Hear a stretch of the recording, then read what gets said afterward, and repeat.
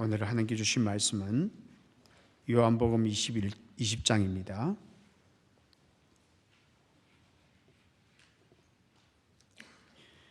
요한복음 20장 18절부터 23절까지입니다.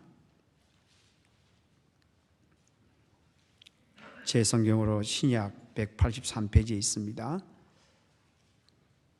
요한복음 20장 18절부터 23절까지 제가 하나님의 말씀을 받들어 봉독하도록 하겠습니다. 막달라 마리아가 가서 제자들에게 내가 주를 보았다 하고 또 주께서 자기에게 이렇게 말씀하셨다 이르니라.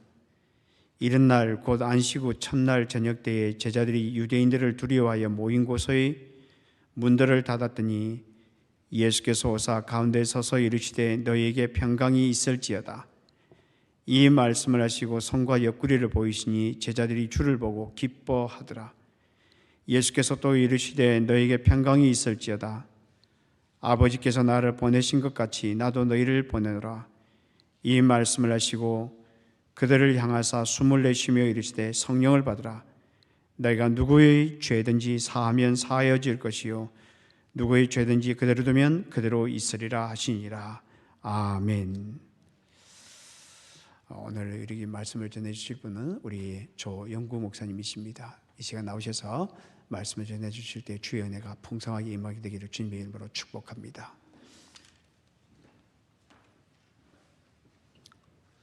할렐루야.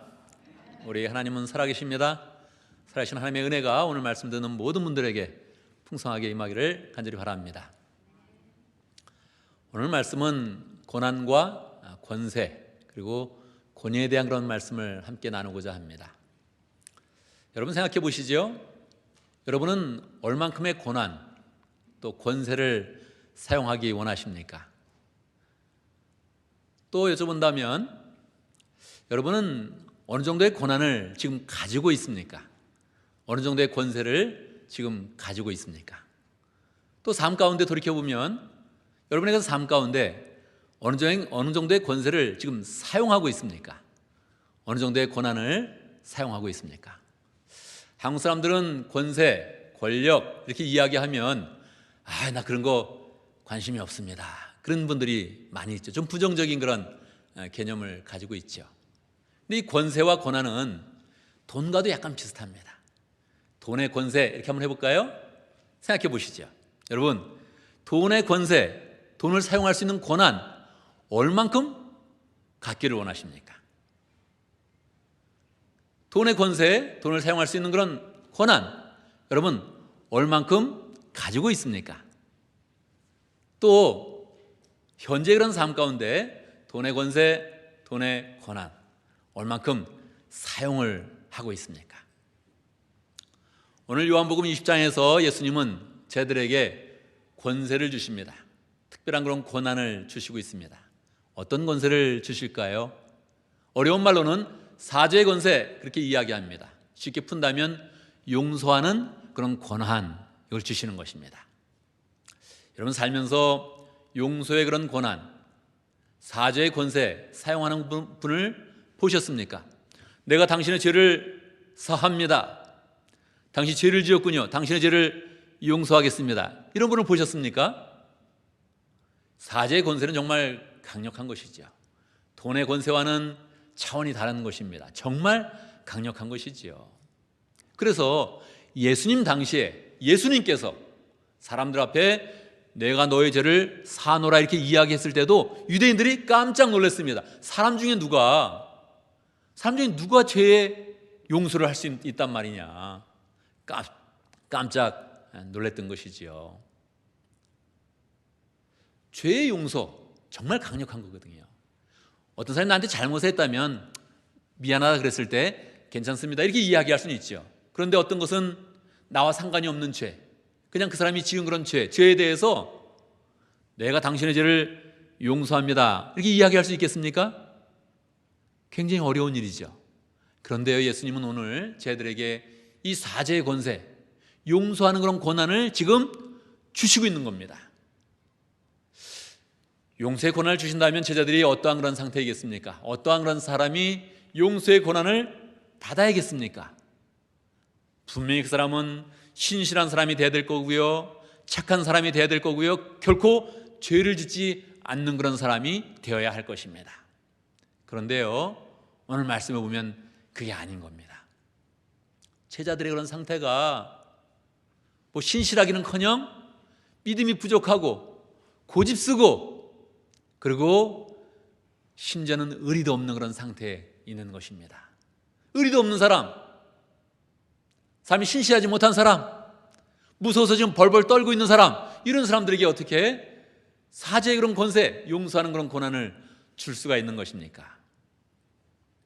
오늘 예수님께서 제자들을 만난 그런 날은 첫 번째 부활절 날입니다. 첫 번째 부활절 날, 원래는 얼마나 기쁨이 넘치겠습니까? 얼마나 하나님의 그런 능력이 넘쳐나겠습니까?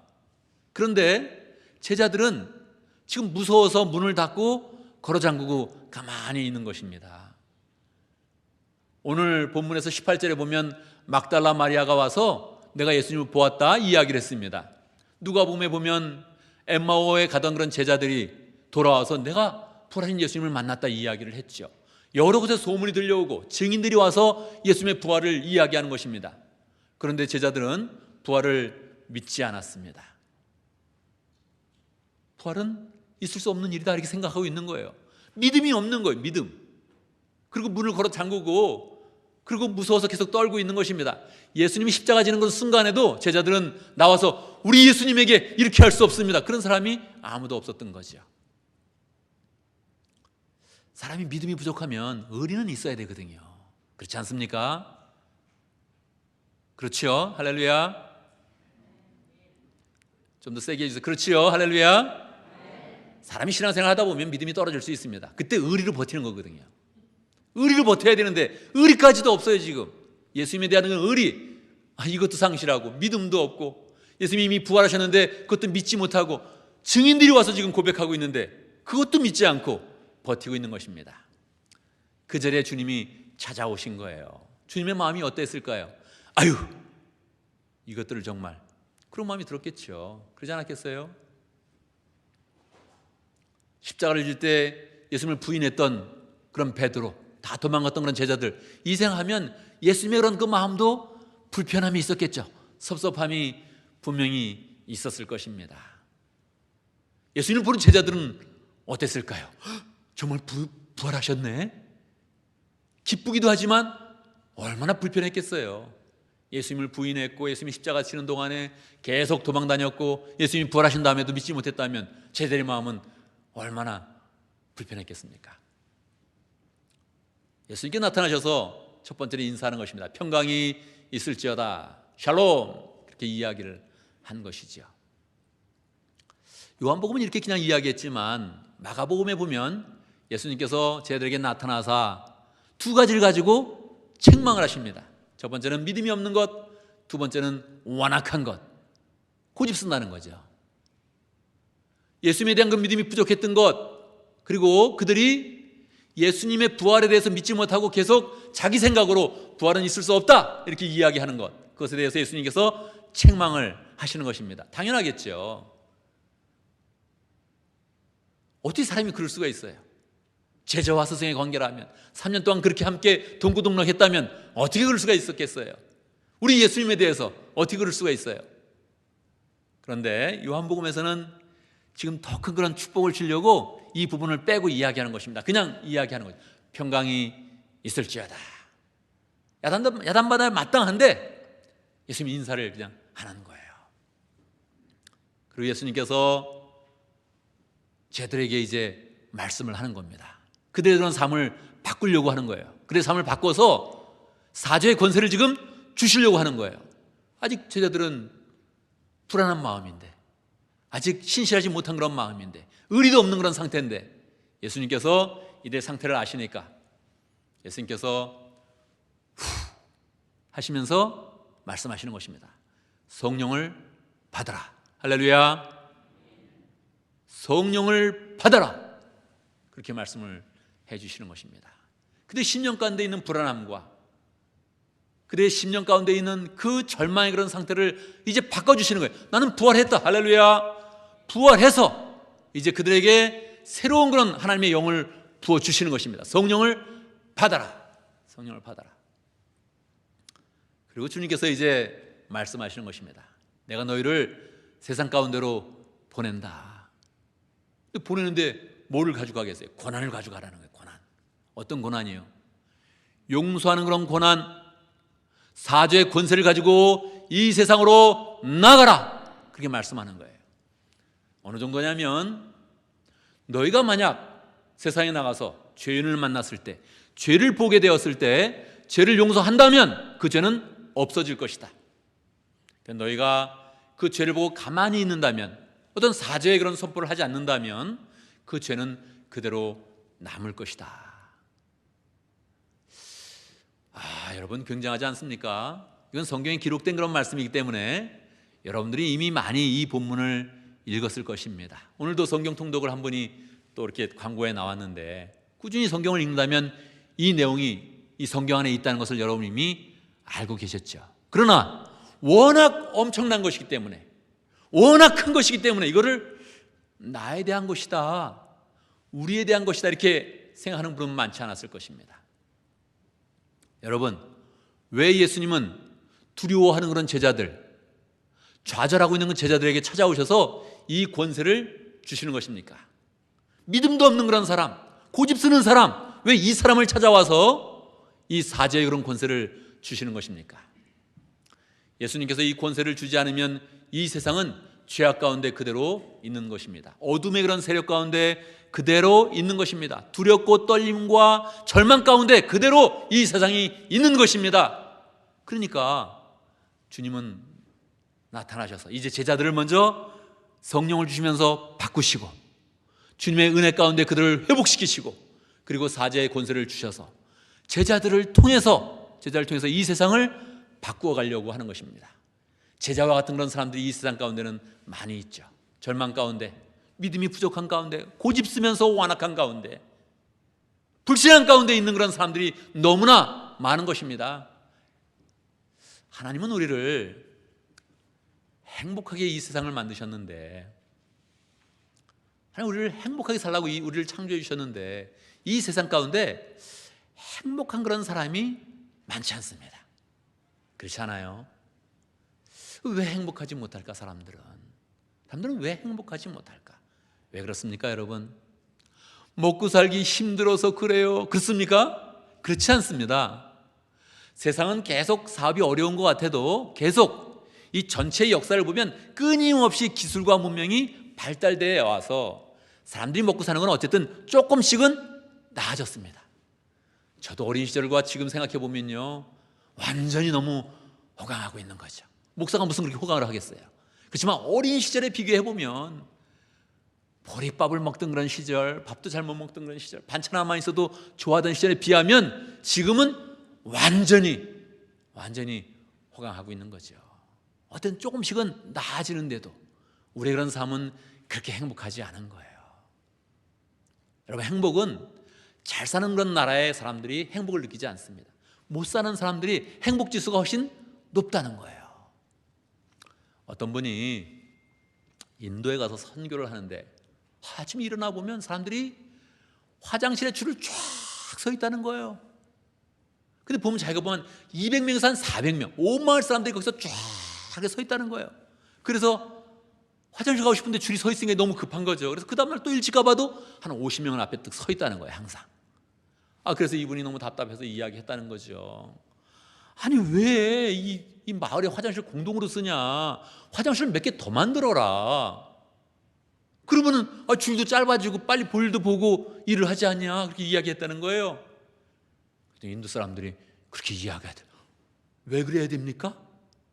아침에 이렇게 나와서 이런 상태에서 이렇게 비비 꼬면서 이야기하고 얼굴 보고 인사하는 게 얼마나 즐거운데, 화장실을 각자 쓰면은 인사도 못하고 각자 일 보고 각자 하는데, 여기 모여서 이렇게 비비 꼬더라도 같이 얘기하고 얼굴 보고 인사하고 그런 게 얼마나 행복합니까?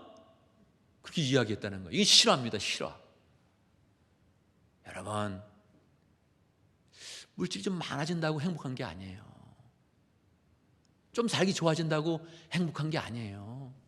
돈의 권세가 있다고 절대 행복해지는 게 아니란 말입니다. 뭡니까? 우리가 불행한 것은 관계예요. 관계가 자꾸 메말라가는 거예요.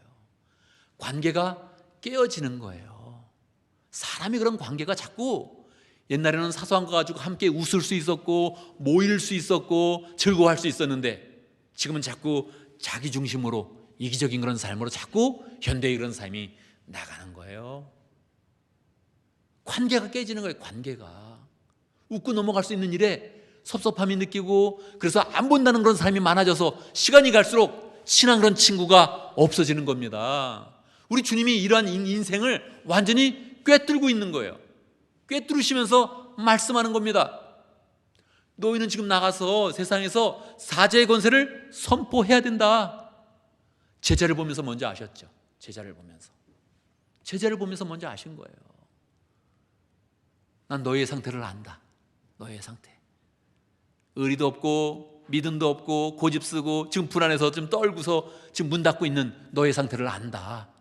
그러나 내가 너희를 먼저 용서한다. 할렐루야. 주님이 먼저 용서한 거예요. 주님이 제자들을 만났을 때 이 섭섭한 거 말하기 시작하면 귀싸게 때려야 돼요. 그냥 사람이 그럴 수 있냐, 이거 해야 됩니다.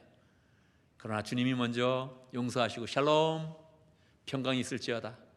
날 보면 불편하지? 그러나 나는 부활의 능력으로 너희에게 다가왔다. 난 너희를 품는다. 이제 사제의 권세를 가지고 세상으로 나아가라. 할렐루야. 정말 제자들이 사제의 권세를 가지고 나간 거예요. 정말로 사제의 권세를 가지고 나가서 죄의 용서를 선포하는 겁니다. 어떻게 해요? 나도 죄인입니다. 그런데 예수님이 우리의 죄를 용서하셨습니다. 여러분, 죄는 없어졌습니다. 할렐루야. 제가 베드로 영화를 한번 보니까 거기 어떤 사람이 베드로한테 와서 이야기하더라고요. 저는 너무 죄가 많아서 하나님을 믿기가 좀 어렵습니다. 베드로가 그렇게 이야기하더라고요. 나도 그랬습니다. 나는 예수님이 보는 앞에서 3번 부인했습니다. 그런데 주님이 나를 사도로 세워주었습니다. 그렇게 이야기하더라고요. 그러니까 깨끗한 사람, 정직한 사람, 신실한 사람, 성실한 사람, 그런 사람 예루살렘에 많이 있었습니다. 그런데 예수님은 그런 사람을 찾지 않으셨어요. 예루살렘에는 바리새인도 있었고요, 서기관들도 있었고요, 사두개인도 있었고, 제사장도 있었고, 정치인도 있었고, 학자도 많이 있었습니다. 그런 사람을 찾지 않은 거예요. 딱 우리와 같은 사람, 사실은 우리보다 좀 못나 보이는 사람, 그런 제자들을 찾아오셔서 사제의 권세를 주신 거예요. 제자들에만 준 것이 아니라 이제 앞으로 예수님을 믿는다면, 이제 앞으로 제자들을 통해서 복음을 받아들인다면 그 모든 그런 사람들이 사제의 권세를 이 세상 가운데 선포하며 사용하라는 거예요. 그러면 이 세상은 인간관계가 회복될 것이며 죄는 없어질 것이며 모든 사람의 마음 가운데 두려움과 불안은 없어지고 하나님의 은혜가 강력하게 역사한다는 거예요. 여러분, 성경에 있는 대로, 주님이 오늘 우리에게 말씀하신 대로 우리는 나가서 사제의 권세를 사용해야 됩니다. 용서의 고난을 사용해야 됩니다. 이 고난이라는 것은 참 묘해요. 고난은 많이 있으면 좋을 것 같아요. 그런데 너무 많으면 또 그게 책임이 되는 거예요. 책임이 되는 거예요. 박근혜 대통령이 대통령 할 때는 사람들이 막 그러세요. 왜 세월호와 그렇게 했냐, 막 그렇게 막 비난하는 거예요. 그 대통령이면 그 비난을 받게 되는 거예요. 대통령이 빠뜨린 건 아니지만 뭔가 고난이 있었으니까 고난을 똑바로 사용 안 했다는 거예요. 그래서 블레임하는 거예요. 오늘날 그럼 또 문재인 대통령은 어떻게 합니까? 왜 이 코로나 빨리 백신 못 가져오냐? 없어요. 한국에는. 더 많이 왜 못 가져오냐? 대통령이 이거 해야 됩니까? 해야 되죠. 대통령이라면 해야 되죠. 고난이 있으면 우리는 한번 블레임을 하는 거예요. 그건 똑같습니다. 트럼프 대통령도 마찬가지고 바이든 대통령도 마찬가지예요. 고난이 크면 고난에 대한 책임이 있는 거죠. 자, 여러분, 이 고난이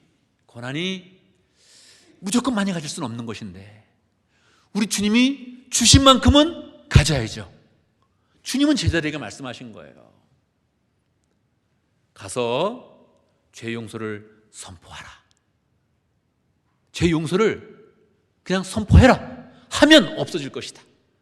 이거를 일부러 제자들을 택한 것은 우리에게 주기 위함입니다. 하나님의 모든 그런 제자들, 예수님의 모든 제자들, 예수님을 믿고 하나님의 사람들이 되는 모든 사람들에게 주기 위함입니다. 우리는 죄의 용서를 선포해야 됩니다. 만약에 이 고난을 사용을 안 하잖아요. 고난 있는데 사용을 안 해. 그럼 어떻게 되겠습니까? 다른 사람이 가져가 버리겠죠. 그러지 않아요? 다른 사람이 가져가 버리겠죠. 지금 여러분 살면서 죄의 용서를 한 번이라도 보셨습니까? 죄의 용서를 선포하는 그런 그 선포의 내용을 한 번이라도 들어보셨습니까? 못 들어봤을 겁니다. 왜 그렇습니까? 이 성경의 내용을 바르게 받지 않아서 그렇죠. 우리가 안 하면 이거 누가 가져갑니까? 교황이 이상한 걸 이렇게 쓰고 나서 이렇게 막 얘기합니다. 용서한다 막 이루 다닙니다. 가끔은 추기경도 용서한다 막 이러고 이래. 안 되는 거예요. 그렇게 하면 안 되는 겁니다. 세상에 직분이 주는 게 아니에요. 이건 예수 그리스도께서 우리에게 직접 주시는 거예요. 가서 이 인관계가 파괴되면서 불행하는 모든 사람들에게 죄 용서를 선포해라, 그런 거예요. 그런데 이 고난도 그렇고 이 세상의 모든 건요, 연습하지 않으면 되어지는 게 아니에요. 처음부터 이렇게 뭐가 확 하란다고 되는 게 아니에요. 어떻게 할 수 있습니까? 우리는 가까운 사람에게 먼저 사용하는 겁니다. 사용을 해보면서 이게 되네, 효과가 있네, 이것들을 경험을 하는 거죠. 여러분, 우리가 용서할 사람이 누구입니까? 막 세계의 그런 독재자 막 이런 사람들 막 용서할까요? 용서해야 되죠. 그런데 우리는 거기까지 힘이 안 가고 관심이 안 가고 이 진정성의 그런 선포를 못하는 겁니다. 우리가 용서할 사람은 누구입니까? 가까이에 있는 사람입니다. 가까이 있는 사람. 누가 제일 가깝습니까? 가족이죠. 가족을 용서해야 됩니다. 객관적으로 살펴보면 가족은 내가 용서할 일보다 용서받을 일이 많죠. 용서받을 일이 많습니다.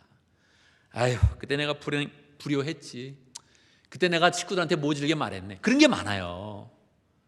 근데 그런 거 따지기 시작하면 원래 예수님이 제자들한테 따졌어야 되거든요. 왜 그랬어 너? 베드로 왜 부인했어? 이거 하셔야 되거든요.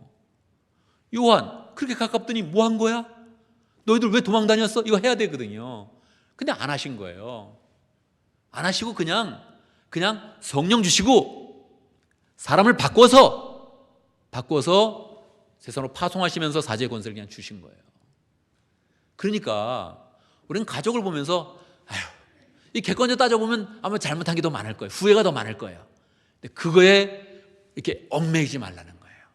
그냥 용서를 하라는 거예요. 용서. 주님의 은혜 가운데 용서함의 능력을 받아서 그냥 용서해, 괜찮아, 용서해 줄게, 이거를 하라는 거예요.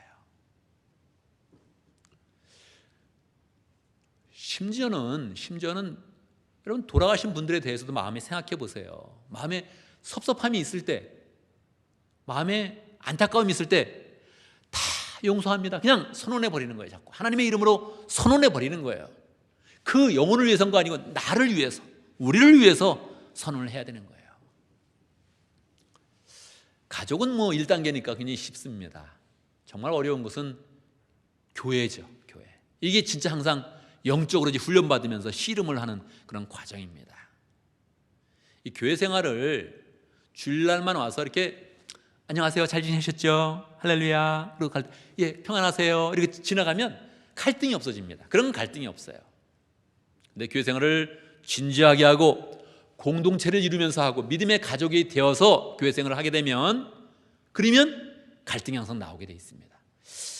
이상해요. 사람은 좋은 거가 9가지가 있고 나쁜 게 1가지가 있으면 이 좋은 거 9가지를 붙잡고 있으면 되거든요.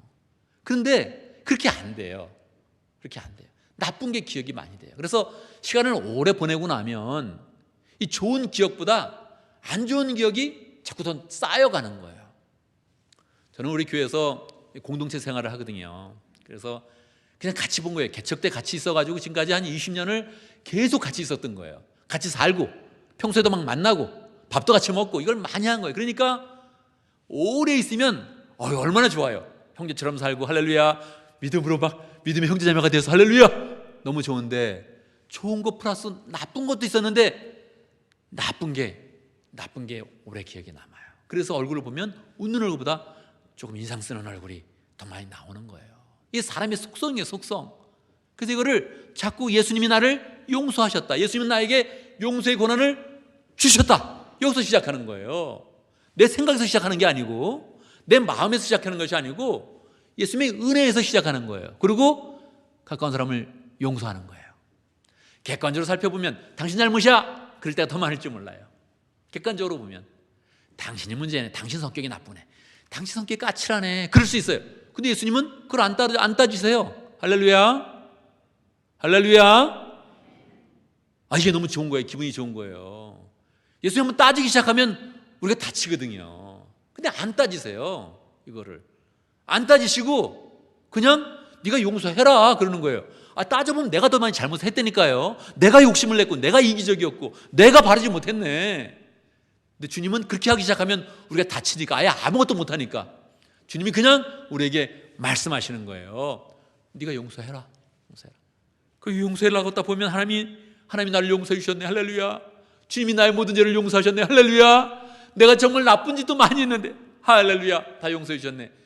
그 은혜 가운데서 나도 당신을 용서합니다. 객관적으로 따져보면 내가 더 많이 잘못했는지 모르겠지만 당신을 내가 용서합니다. 이거 하라는 거예요. 사실 잘하려면 목소리도 갖추어서 딱 그냥 폼을 내서 용서합니다, 용서하노라, 이렇게 해야 되죠. 근데 뭐 자꾸 그러면 딴 사람도 우리 모습을 다 아는데, 내가 또 나를 아는데 그렇게 못하죠. 겸손한 마음으로 기도 속에서 또 말로서 용서합니다 하는 거예요. 정말 또 나한테 잘못한 게 있다면 용서해 줄게 딱 얘기하는 겁니다. 이게 연습되면, 이게 자꾸 훈련이 되면 주님은 우리의 역량을 키워주십니다. 키워서 사회로 나가게 하시고, 그리고 세상으로 나가게 하시고, 나라와 민족과 국가를 위해서 용서할 수 있도록 그렇게 우리를 축복해 주십니다. 에스겔서에 보면 한 사람이라도 그 죄악을 막아서서 기도한다면, 중보기도 한다면 내가 너희 민족을 구원하겠다, 그렇게 말씀하십니다. 한 사람에도 죄악을 막아선다면 어떻게 막아요? 예수 그리스도의 그런 은혜를 가져와서 그걸 막는 거죠. 그리고 예수 그리스도의 은혜로 용서를 그냥 하는 거죠. 하나님께 대신 회개하는 거죠. 그러면 너희 민족을 구원하겠다, 그렇게 말씀하십니다. 하나님께서는 오늘 우리에게 용서의 권세를 마음껏 사용해라, 그렇게 말씀하십니다. 이 말씀 가운데에는 우리의 모습이 다 들어가 있는 거예요. 우리의 부족함과, 우리의 믿음의 부족함과 완악함과 죄악이 다 들어가 있는 거예요. 그럼에도 불구하고 그걸 다 아시는데 우리를 먼저 용서하시고, 할렐루야, 우리를 먼저 용서하시고, 그리고 세상에 나가서 용서를 선포해라, 계속 용서하는 일을 해라, 그렇게 우리에게 말씀하고 있는 것입니다. 이대로 한다면 우리는 그 마음 가운데 인간관계가 자꾸 회복되는 것이죠. 인간관계가 회복되는 것이죠. 가족관계 좋아지는 거죠. 용서한다면 좋아지는 거죠. 원래 우리는요, 5사람이 나를 지지한다면 우리는 행복해지게 된대요. 내가 이 교회 딱 왔는데 내 5사람 친한 사람이 있어. 이 친한 사람이 나를 서포트해. 그러면 나는 이 교회에서 행복하다는 거예요. 50명, 100명이 필요한 게 아니에요. 우리는 그 5사람을 만들기가 그렇게 어렵다고요. 어떻게 하면 돼요? 용서해버리는 거예요. 용서. 나를 섭섭하게 했던 거, 나를 불편하게 했던 거, 내 자존심을 좀 상하게 했던 거 용서해 줄게. 어떻게 해요? 예수의 은혜를 가져와서. 내 마음에는 그럴 마음이 없어요. 예수의 은혜를 가져오면 예수님이 나를 먼저 용서해 주셨고, 그 은혜 가운데서 내가 용서를 선포하면 저 사람이 나에게 잘해줬던 거, 좋았던 거, 나를 위해 희생했던 거, 그것도 다 기억나면서 다 감사하게 되는 것이죠. 하나님은 이 용서의 그런 은혜를 통해서 우리의 가족을 회복하고 우리의 교인간의 그런 관계를 회복해서 믿음의 공동체를 이루고, 이 사회 속에서 계속 이 사회의 죄악을 막아내고 이 사회의 죄를 씻어내고 이 사회를 행복하게 만드는 믿음의 사람들을 세우기를 원하십니다. 기쁜 마음으로 주님의 은혜 가운데서 용서를 선포하면서 인간관계를 회복하시고 하나님의 은혜를 가져오며 사랑을 가져오는 복된 하나님의 성도들이 되기를 간절히 바랍니다. 아멘. 아멘. 함께 기도하겠습니다.